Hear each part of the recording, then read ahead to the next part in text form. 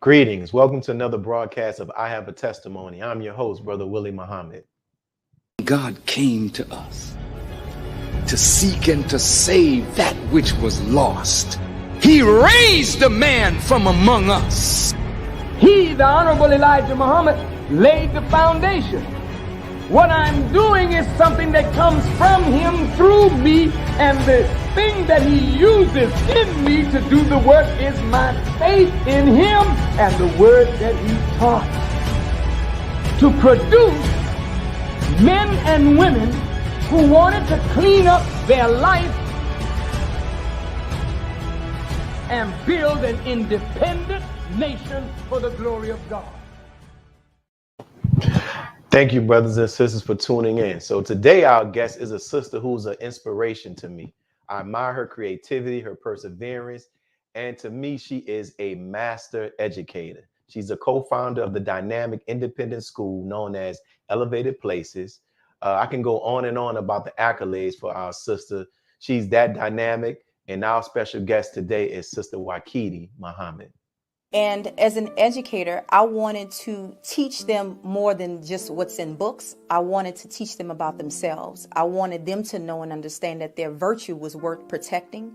I wanted them to know and understand that they should fight for that virtue. I wanted them to know and understand that no matter what mistakes that they made, that they would never be the sum total of those mistakes.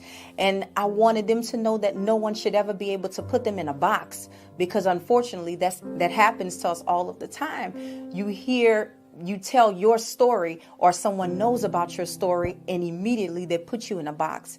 Immediately they let you know, or try to make you to know, or try to make you believe that you can do nothing else besides what your story determines. And I wanted to let girls know everywhere that that's absolutely not true, that their destiny is much more important, because God is at the head of that, and he's the one that designs that. Wow. Yo, watch that. I was watching and preparing that thing. That's a beautiful video, Sister Wakiti. So we're gonna get straight into the interview. Thank you for Assalamu alaikum. Thank you for accepting our invitation. Walaikum salam. I am so humbled to be here. I've been trying, to get multiple. I'm always recommending you interview so many other people who I believe their stories are so much more compelling. So thank you so much. I pray that whatever I share today, that Allah speaks through me. Yeah, I believe you definitely will. So let's get to this. My first question I want to ask you is about your zeal as an educator. Where does your zeal and your innovation come from? Because as I stated, to me, you are a master educator. Well, praise be to Allah. Thank you so much for that. I grew up in New Orleans, Louisiana, and the institution that I attended was pretty much a homeschool. It was a 2-story home taught by a dynamic educator and a fighter. Her name was Audrey Cox, who was my mentor. And I went through that entire program, and everything that I saw her do is what I tried to duplicate with the Elevated Places and anywhere else that I went before the Elevated Places as an educator, period. I thought that I was a damaged Black girl coming up in New Orleans. You don't really get a chance to have a high self-esteem, especially if you're dark and skinny. And I was both of those things, especially coming up in the hood. It's very difficult to have a really high self-esteem about yourself. And Miss Cox was one of those people who just poured into me consistently. She kept talking about how brilliant I was and how smart I was. And she would always make over everything that we did. And I wanted to be her. I wanted to be an educator like she was. And so when I found out that I was expecting my first son, I was lost and 19 years old. And the first place I decided I needed to go in order to do something different to give him a fighting chance was to the mosque. I went to the mosque at, I believe, 7 months pregnant, and I registered and heard the teachings of the Honorable Elijah Muhammad, and that just changed my life. When he talked about the importance of what education is, and he talked about the importance of a mother as the first teacher, I changed my major from social work to education, and I knew that's what I wanted to be. Wow. And so we also know, as I stated, that you are a co-founder of Elevated Places, which has produced and is producing many great students. Can you share with the audience some of the many accomplishments of the students being educated by you and your staff? Oh, praise be to Allah. So the Elevated Places was founded in 2007. In 2005, Hurricane Katrina came and ravaged the city of New Orleans, and my home specifically, we had like 30 feet of water. The ceiling fell down and the floors came up. And so everything was destroyed. And at the time, I had just given birth to my youngest daughter. So my baby was, I believe, 3 days old when we evacuated, and I left with absolutely nothing. And I was going through postpartum and grieving my home and my family. I had never been away from my family. People who are born and raised in New Orleans typically don't leave. You know, it's a very close-knit culture. And so I had never had any aspirations of leaving the city at all, but especially not my family, because that's just something that we never did. And when I got to Houston and I was extremely confused, didn't really know what to do, a sister named Sister Melva reached out to me, and she said, well, I heard that you are on this side of the city. The MUI at the time did not have all of the grades that my children, you know, to accommodate my children. They had like a certain type of age limit that they were working with it as they're growing. And so my children were, I assume, we're going to be homeschooled. And she volunteered because she was already homeschooling children. She has 8 children herself. And she said, you know, if you need to, you can drop your daughter off, because I have a daughter that's her same age. And little did she know, when I got there, I dropped both of them off. I dropped both of my children off that were her children's age. And when she found out that I was a teacher, she was like, well, maybe we can collaborate and unify. You can do a couple of subjects, a couple of days a week, and I can do a couple of subjects. And it just went from there. It morphed into something when people realized that I was a real school teacher, because I was a certified teacher and I was homeschooling. They thought that was something that was different, because usually when you hear homeschool, it's associated with low quality. But Sister Melva had been producing really great students well before I had.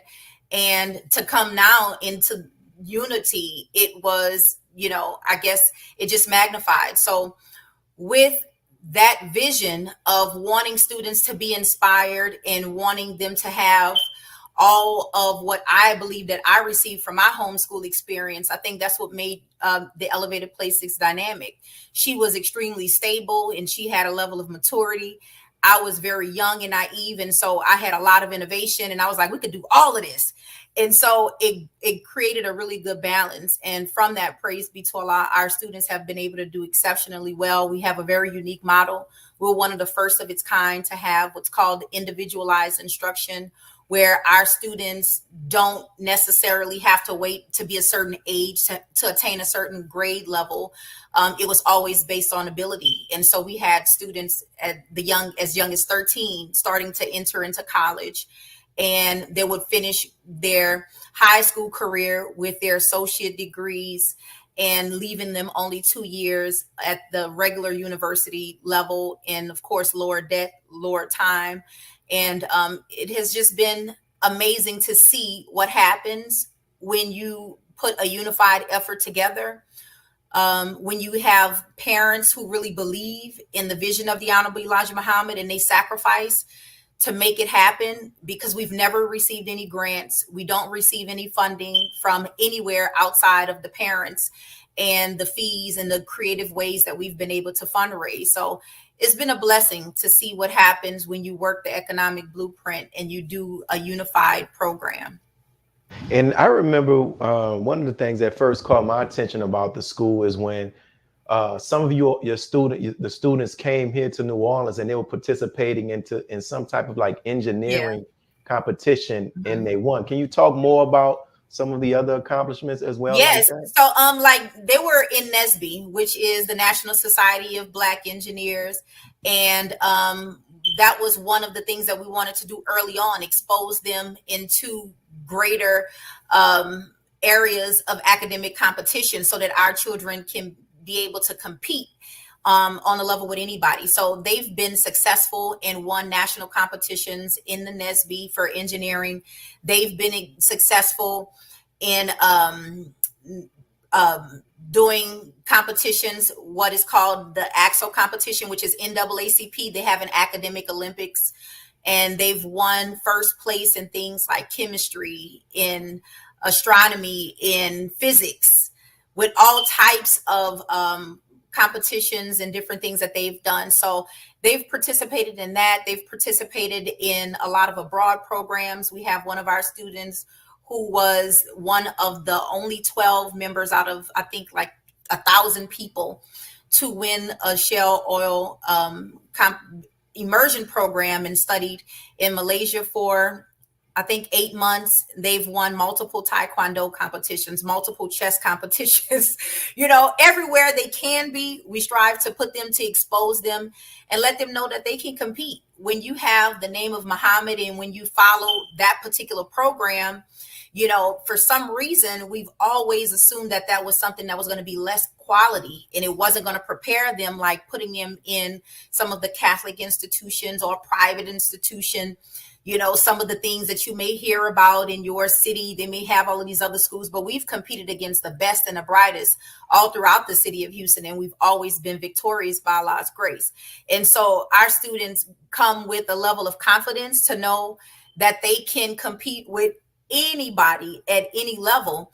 And I just believe that's because we kind of forced them out in the spotlight, even when sometimes they weren't really ready. We've done a lot of on-the-job training and had to learn. And through that, they literally just relied on the teachings. They relied on the parents. They relied on the staff being in there to prepare them on the weekends, after school, Friday nights, where they're building robots and perfecting their pitches and their competitions, and, doing all of that hands-on work and being extremely inclusive of the way that we prepare them. And so that's what I think that some of the reasons why they have been successful. Then, of course, we just have phenomenal students. I think sometimes we downplay the role of what this type of teaching does to a Muslim mind and to a young student. And even in other institutions, you'll see that the Muslim children always stand out because they just have something different under the tutelage of the Honorable Minister Louis Farrakhan, that he's giving them and feeding them. He has a different relationship with them where he can say something and they believe it. And we say things and we have to convince them. But, he says it and they got it and they just run with it. So praise be to Allah. Beautiful. And as we've got about 3 more minutes before we come up on our first break, but I want to ask you this. How can those who are watching this, what are some ways that they can help support? I mean, like donating, if it's, of course, finances, but just what are some ways that we can support? Well, you said it. Number one, for sure, is financially. As we said, that the Elevated Places has never received any type of specific grants for education. Of course, with COVID, different things have been able to help, but we've never relied on anything else outside of donations and the kindness of the parents and the sacrifice of the parents. Even when it was time for us to move into a new building, we did a building fund, and each parent paid like they paid a Savior's Day gift. And every time we've had competitions and needed places to bring our students, we would have, some generous donors and sponsors to come to our aid. And so anybody who wants to help and further the cause, they can definitely go to the Elevated Places pages. You can find us on the Elevated Places on social media, on Facebook, on Instagram. You can email us at elevatedplaces1@gmail.com. We have PayPal and all of the other things, our Cash App, the Elevated Places. So we're always looking for people who are willing to help, because we need the help. Of course, we have different paraphernalia and EP apparel that, all of those donations as well go to help and support the school. And on a larger level, even if it's not financial, I believe, and I've shared this with multiple people within our nation, that right now we're in a state of emergency when it comes to education. Our children are being engulfed, by social media and different things that they see in the world. And so because of that, it's important for us to make sure that we combat that as much as possible by giving them an alternative and letting them know, and a reminder that the way of the messenger works. And this is going to be our saving grace. And so mentorship, we need mentors. We need people to make sure that they're sharing their gifts and talents as well with the next generation. Wow. So thank you. And what we'll do when we do these clips from this, we're going to make sure we include the donate information as well. So we're coming up on our first break, and I don't know if you all, I'm excited and I'm inspired by what I'm hearing from our sister's testimony. So we'll be right back after these brief messages. Be a part of the force that powers truth in journalism. Your support helps us to highlight solutions for a brighter tomorrow. Go to nnvnews.com/donate.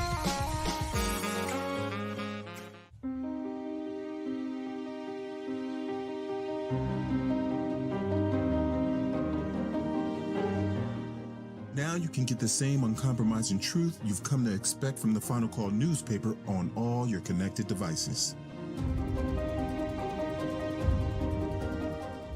Subscribe to the Final Call digital edition today. Go to subscribe.finalcalldigital.com.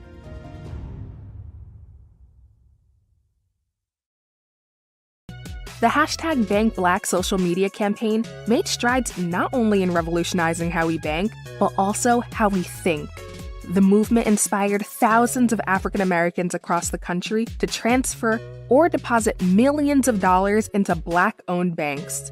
These are banks that will invest in urban communities, employ African Americans, support Black businesses, and inspire Black home ownership.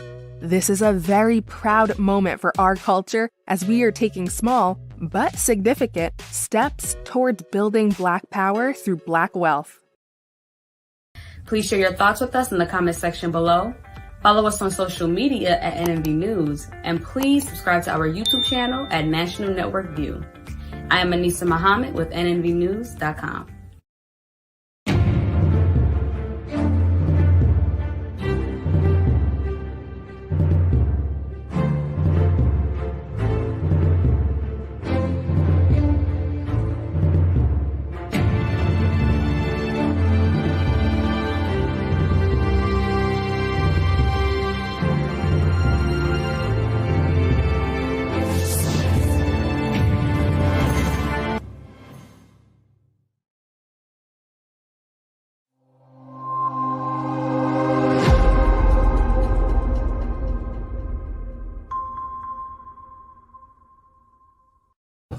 And we're back, brothers and sisters, to continue our interview with our sister Wakiti Muhammad.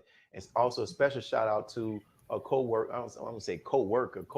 of Elevated Places, Sister Melva, as well, for the wonderful job that you all are doing. And as an educator myself, it just inspires me to see, just it's a blessing to be around children who have a desire to learn. So you kind of touched on this in one of your responses, but we'll go back into this. I love hearing about how believers came to Islam, right? Their journey. You talked about how you were expecting your first child, then also that began to start. You said, I want to come to the mosque. But can you talk a little bit more about that? Who did you hear? Was it a video from the minister you heard, or somebody? How did you hear about the teachers and more about your journey? Praise be to Allah. So I remember and I came in the late 1990s. And so in the 90s, around the time of the Million Man March, and I remember I had a friend and he was attending the Million Man March. And afterwards, when he came back, he was like, I don't think we can be friends anymore because, we can't have this type of thing. I want to join the nation and blah, blah, blah. And I was like, what? And I would always listen to different lectures. I always listened to different tapes. And of course, when you hear that message, there are certain things that resonate with you. I knew it was different, but I was super young. I wanted to do everything that I could that I thought young people do. And so I was getting, I went to college, and on the college campus, it was something that just wouldn't fit right with me. Sister Keontae and I, who, of course was a registered Muslim along with me, we all processed at the same time. We were both on the campus of Southern, and people would be talking, and we just always had a different perspective, and we always wanted to debate, and we would always try to present ourselves as though we were Muslims, but of course, in fact, we were not.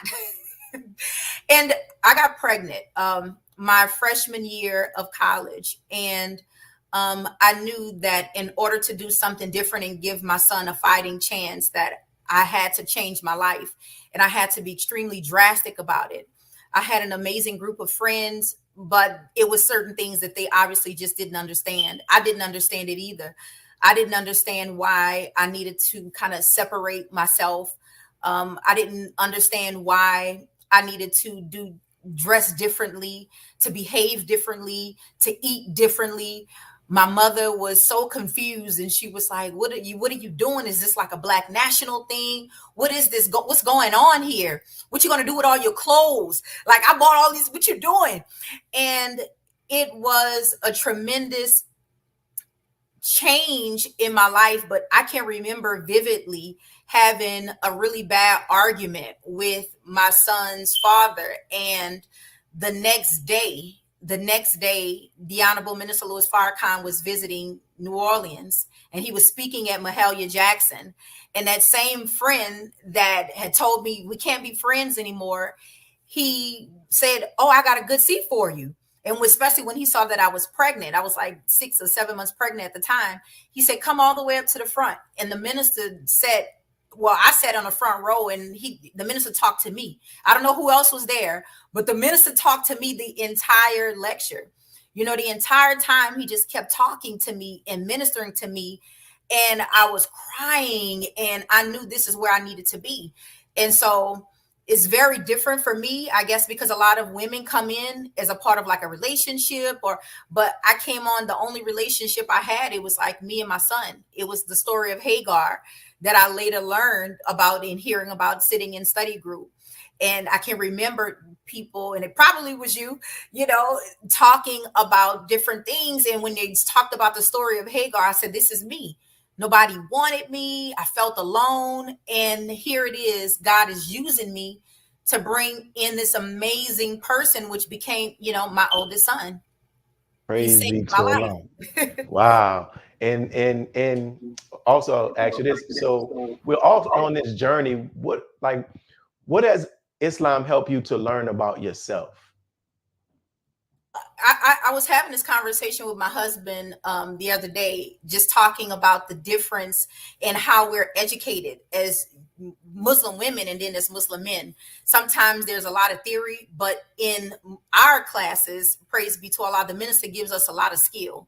He doesn't give us just theory. He gives us a lot of practical application. And that practical application is what has saved, and created the person that I strive to be today.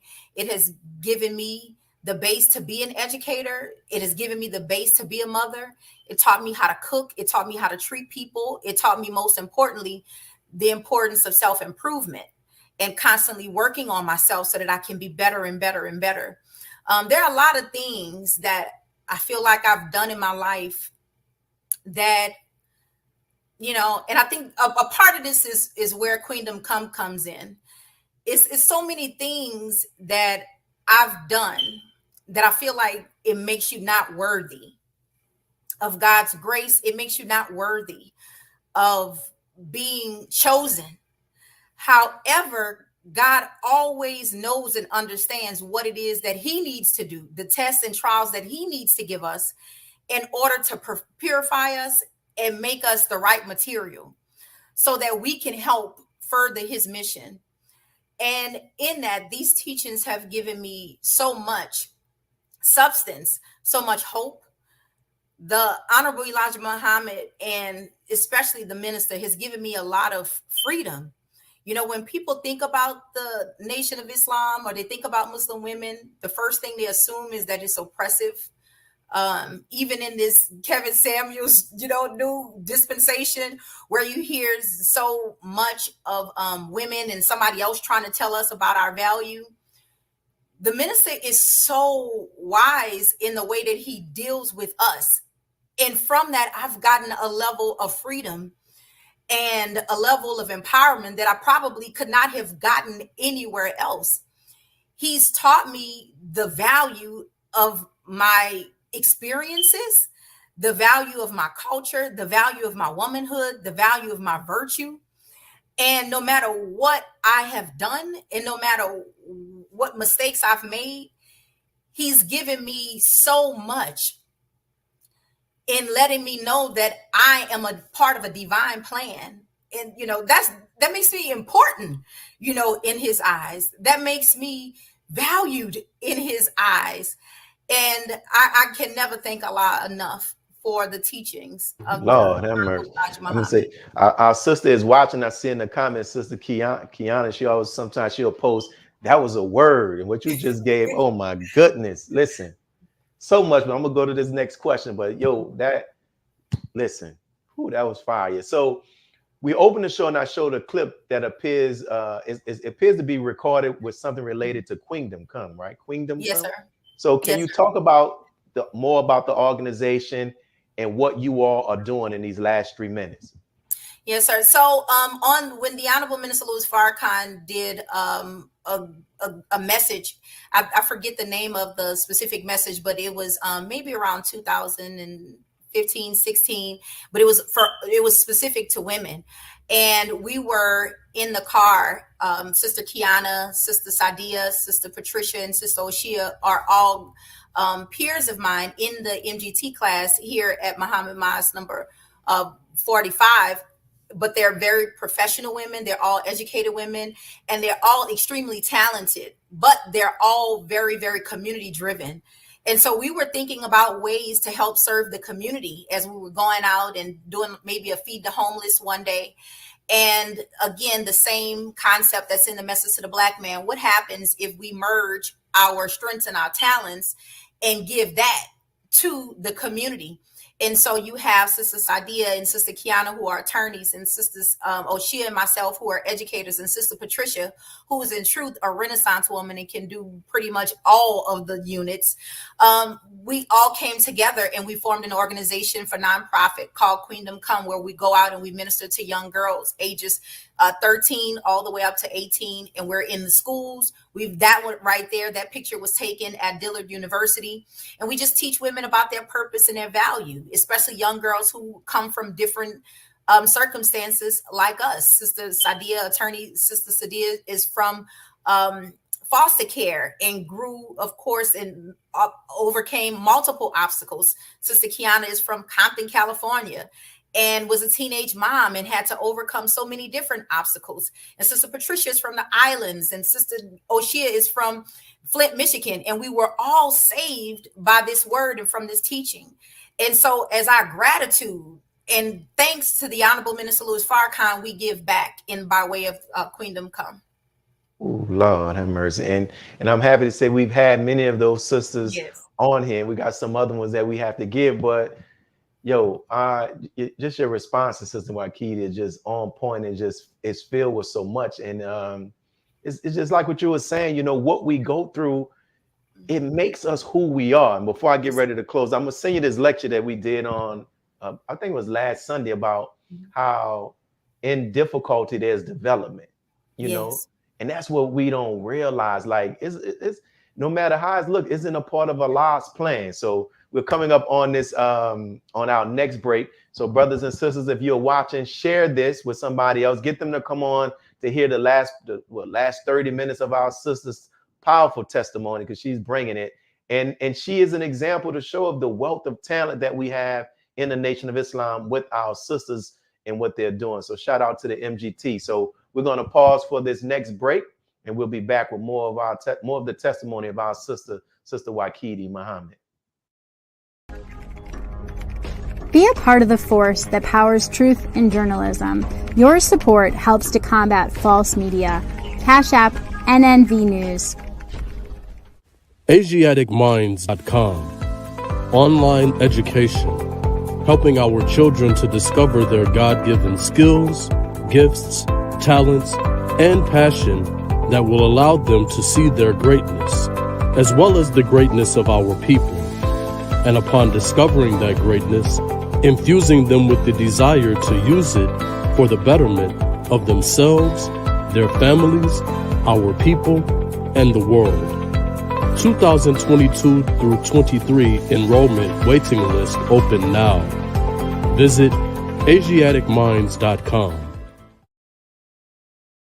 Worldwide, 24 hours a day, 7 days a week. Download the Final Call radio app and take us everywhere. On your phone, on your computer, on your tablet, on Instagram, Facebook, and Twitter. You can also log on to finalcall.com and click the Listen Live button, or finalcallradio.com. Final Call Radio, the official voice of the Honorable Minister Louis Farrakhan and the Nation of Islam. Thank you for tuning in to NNV News. Please share your thoughts with us in the comments section below. Follow us on social media at NNV News, and please subscribe to our YouTube channel, National Network View. This is Clifton Muhammad with NNVnews.com.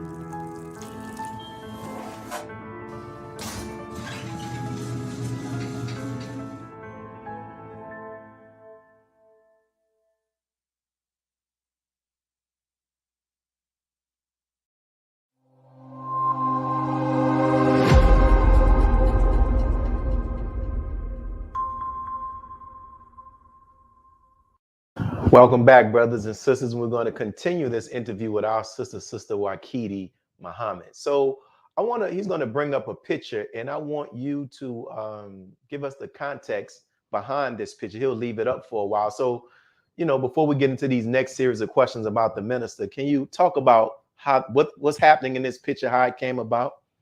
Yes, sir. So in the very early days of the Elevated Places, Sister Valerie, our captain, who is now Sister Malika, Brother Jesse, who is now Brother Kiam, they would always, no matter who would come into the city, they would bring everybody to the Elevated Places. This is when we were in Sister Melva's and Brother Isaiah's 2-story home. That's where the school originated.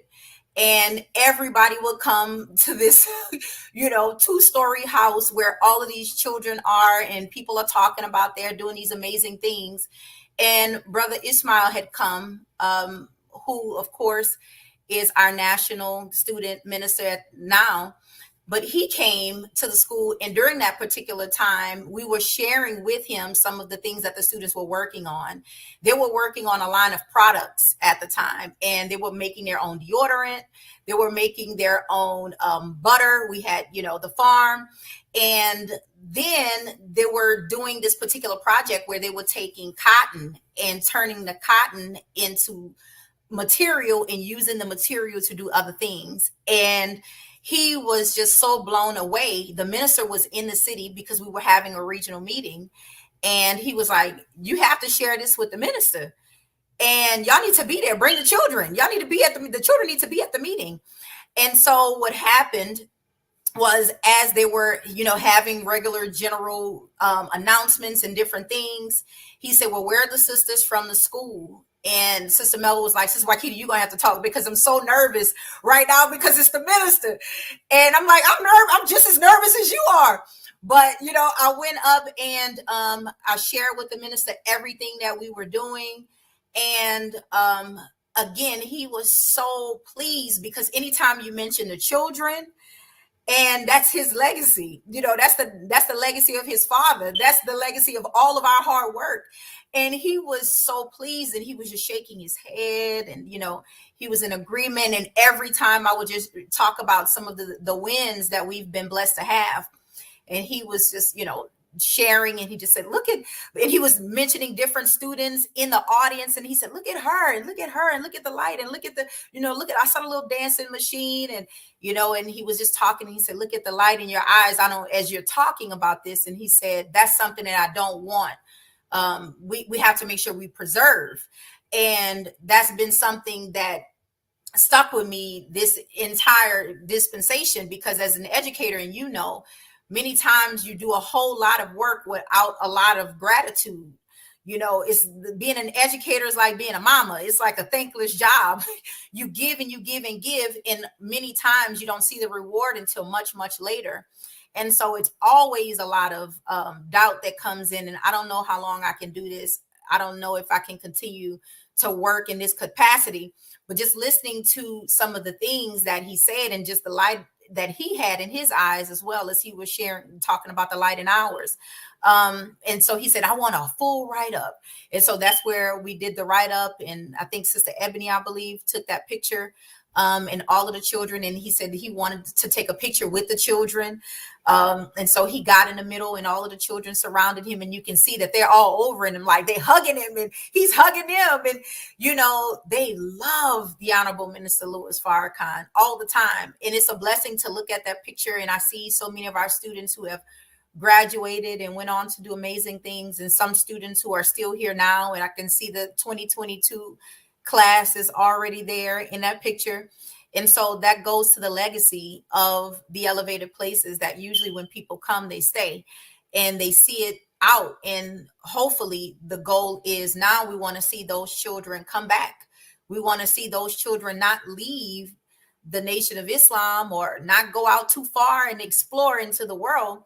We want them to remember all of those things and all of the messages that the Honorable Minister Louis Farrakhan put in them, and that they will come back and give back to their nation. When I approached you about being on the show, you were like, hey, I've never met the minister. And I remember texting you saying, like,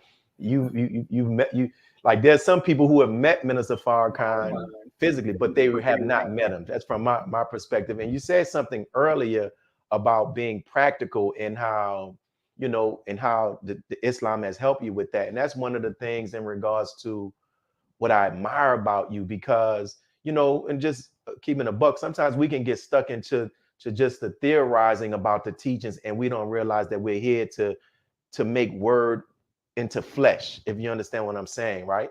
And you all are doing that, especially what you all are doing with those children.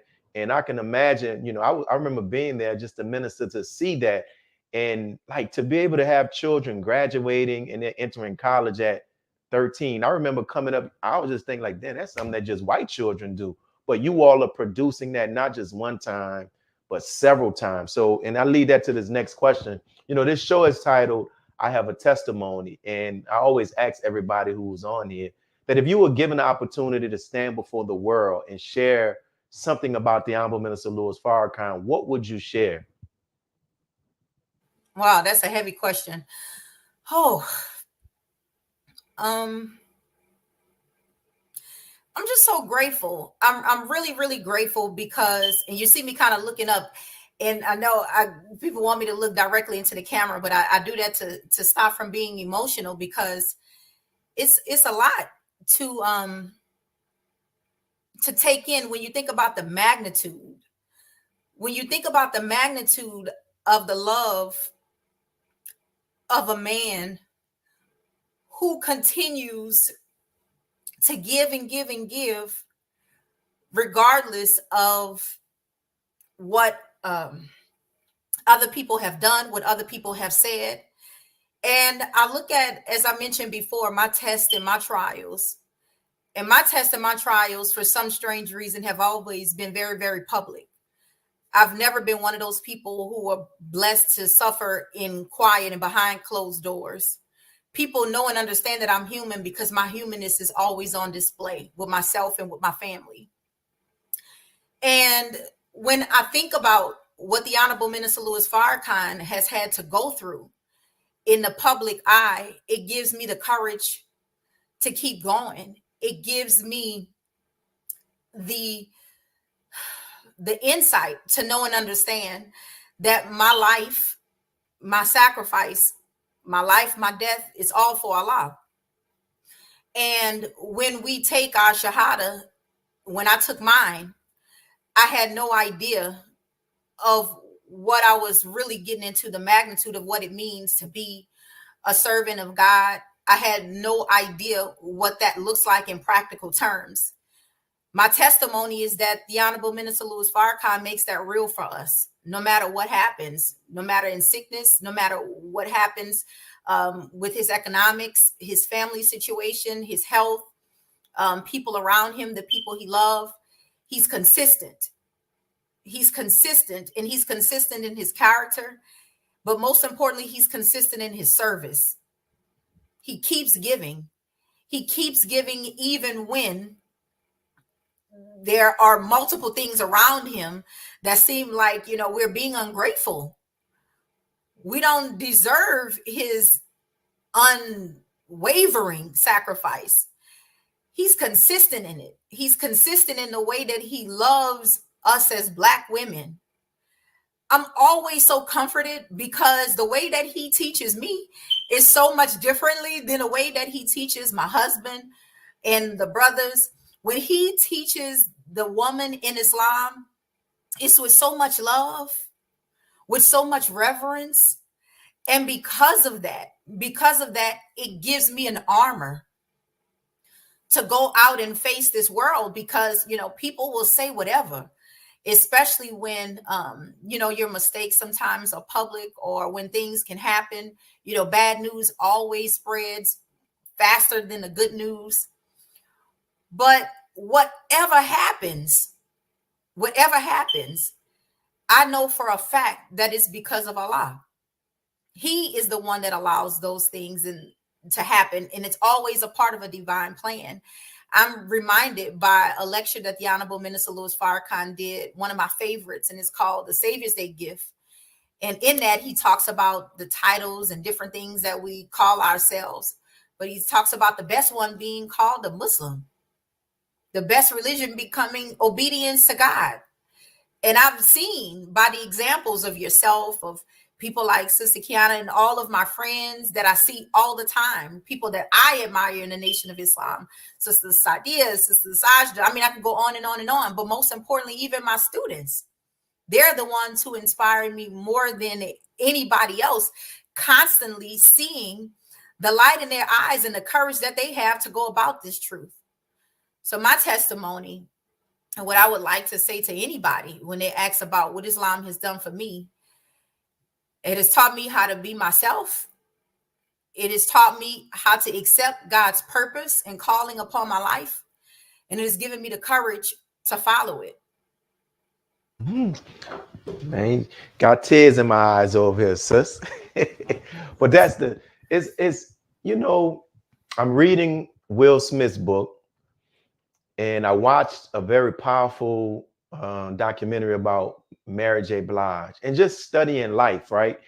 And one thing that I'm personally learning is that with life, like even what we consider to be bad or whatever, it's a part of the makeup, right? Like you think about with Mary J. Blige. If you ever go to a Mary J. Blige concert, it's like a religious revival.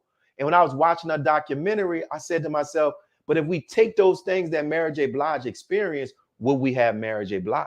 It's the same thing with Will Smith. And I'm just learning about just even personal about life, because in our journey in Islam, it is not going to always be a up. Sometimes we have our valleys, but the thing is, stay on it. You know what I'm saying? And it helps to enrich us.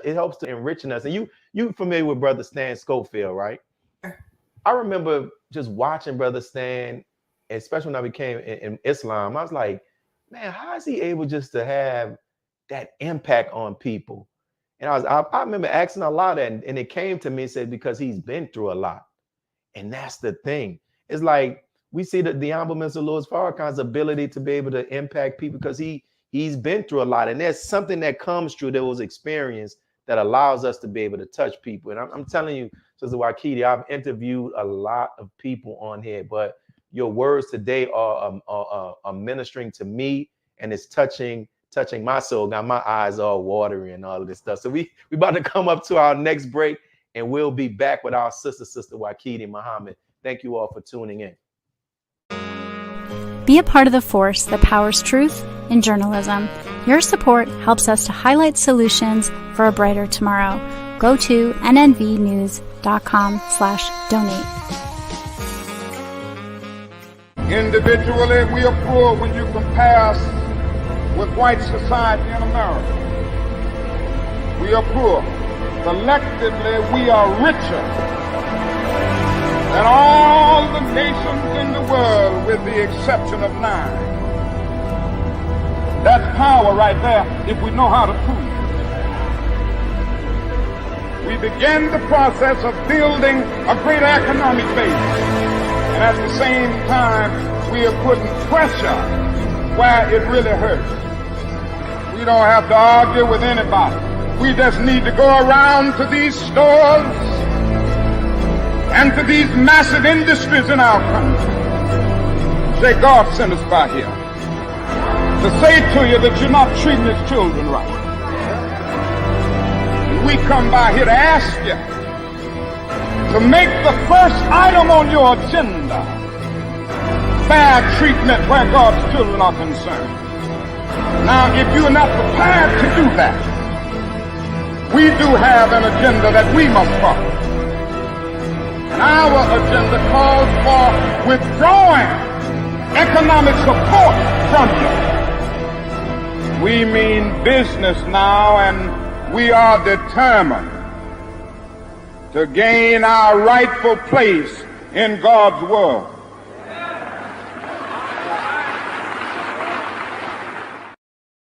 AsiaticMinds.com. Online education, helping our children to discover their God-given skills, gifts, talents, and passion that will allow them to see their greatness, as well as the greatness of our people. And upon discovering that greatness, infusing them with the desire to use it for the betterment of themselves, their families, our people, and the world. 2022 through 23 enrollment waiting list open now. Visit AsiaticMinds.com. Please share your thoughts with us in the comment section below. Follow us on social media at NNV News, and please subscribe to our YouTube channel at National Network View. I am Willie Muhammad with NNVnews.com.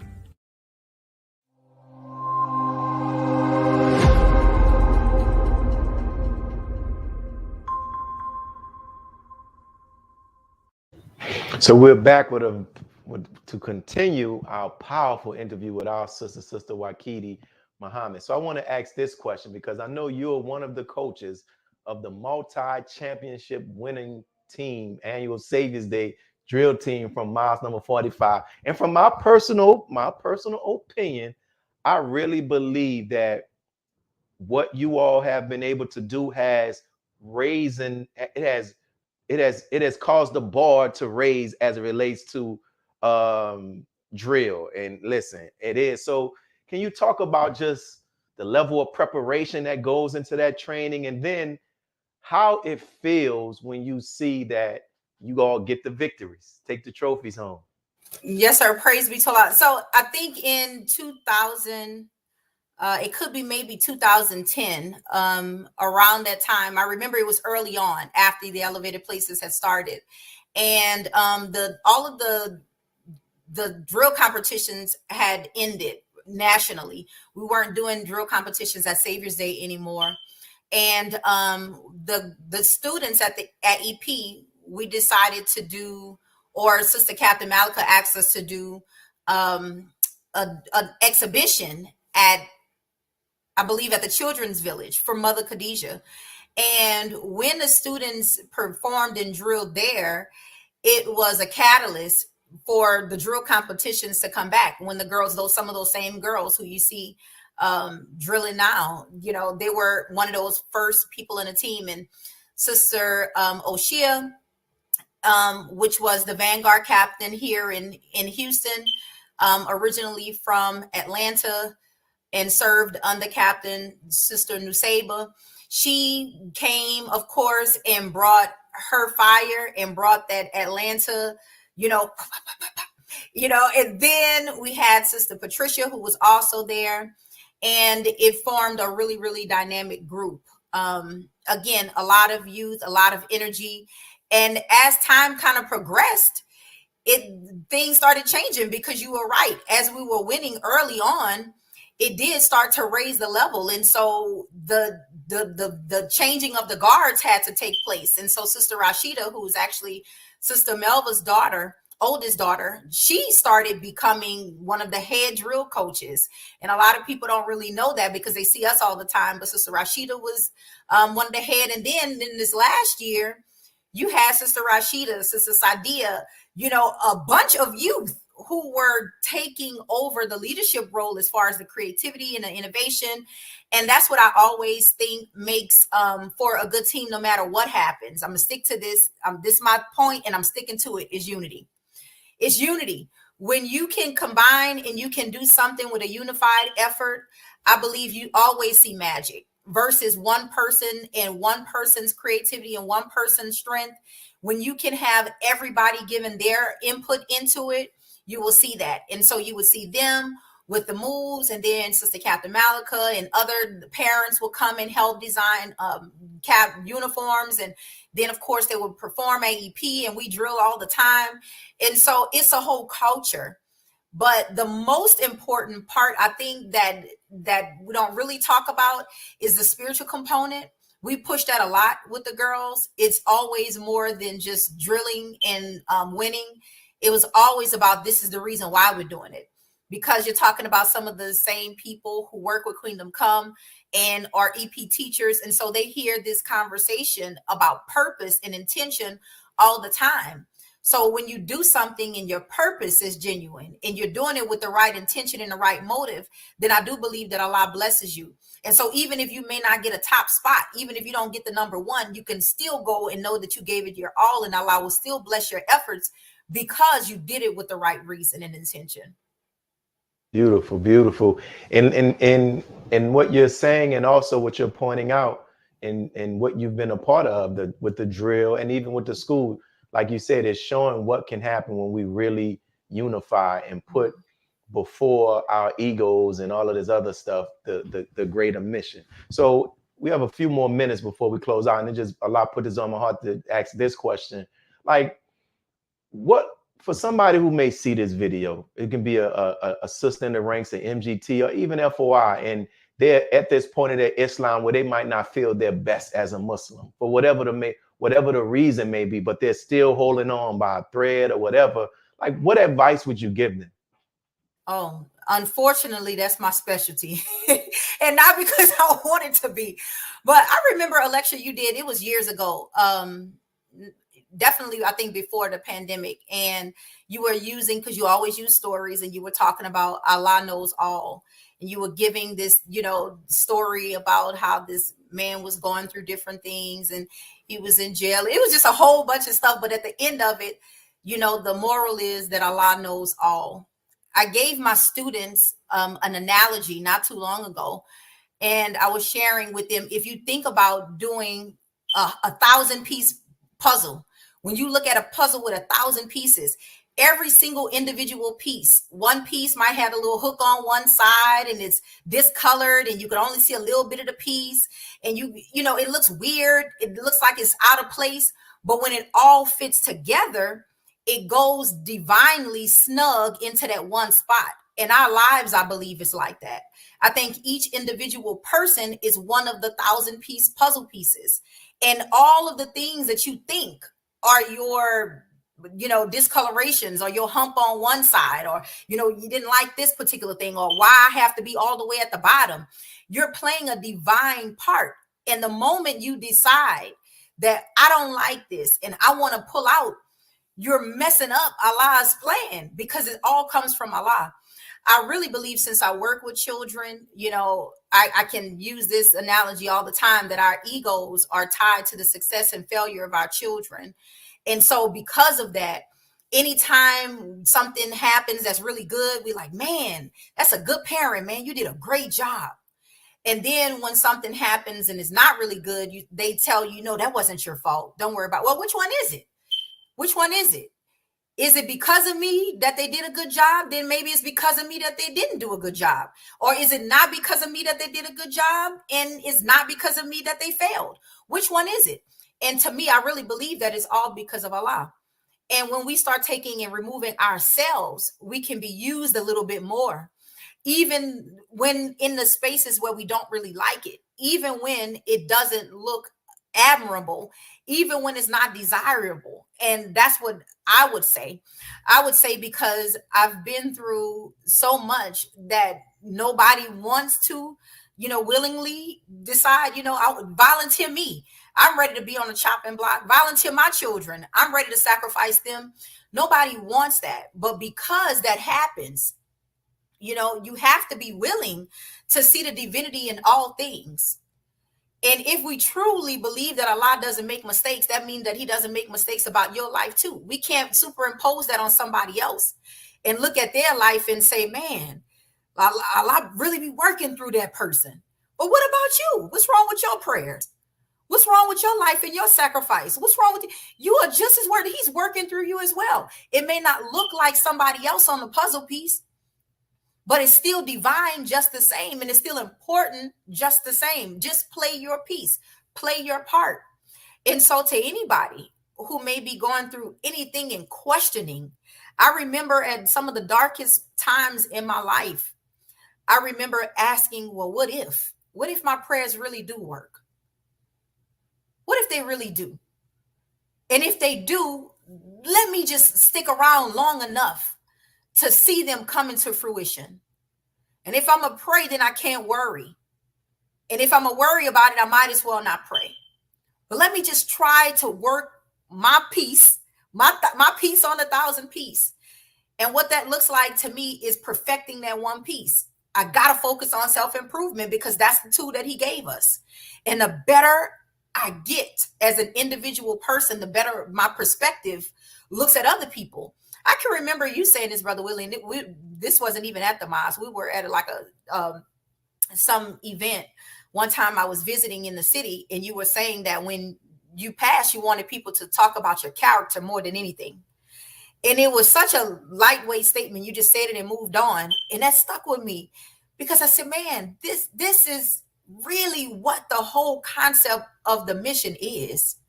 It's about Allah making people to be better people. We have to be better people. And sometimes you got to put the fire amongst the people in order to do that.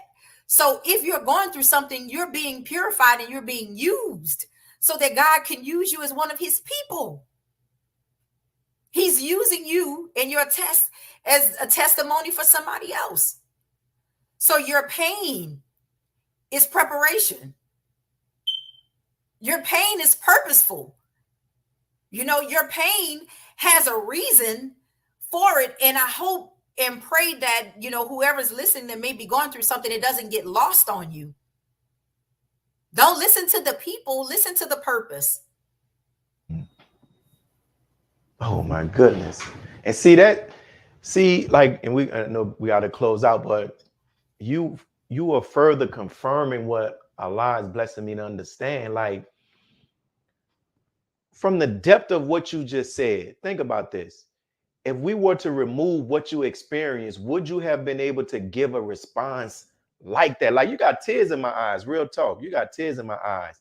You see what I'm saying? It's kind of like you said, your pain is the preparation, focus on the purpose. And that's the thing, sis, keep moving forward, keep being your authentic self, because it really shows that, listen, man, we all in this thing together. We're going to have our ups and we're going to have our downs. And the beauty of everything that one of the takeaways from me, Sister Wakiti, despite whatever it is you've gone through, guess what? You still here. You still here. And there's many that not, you are still here. And that's the beauty. And That's it, man. This is one of my favorite testimonies. So thank you. Thank you. And may Allah continue to bless you and all of those who are there working together in Houston. I see your sisters. Y'all be supporting each other. Oh my goodness. Yes, sir. I couldn't make it without them. I couldn't make it without them. That's beautiful. And so we're going to push and we're going to ask definitely people to continue to support what you all are doing there in Houston. And if there's anything that we can do to help put any word out there for stuff that you're doing, let us know. And thank you. We're going to close out. We're already running over time. Thank you. May Allah continue to bless you. Thank you all so much for the opportunity. Assalamu alaikum. Alaikum salam. Thank you all. Continue to tune in next week. Go home and study. See, many of you don't study your religion. And you think you're going to attain something without study. But if you believe in something, you need to study it so you can become proficient in what you do. Now watch this. God came to us to seek and to save that which was lost. He raised a man from among us. He, the Honorable Elijah Muhammad, laid the foundation. What I'm doing is something that comes from him through me, and the thing that he uses in me to do the work is my faith in him and the word that he taught. To produce men and women who wanted to clean up their life and build an independent nation for the glory of God.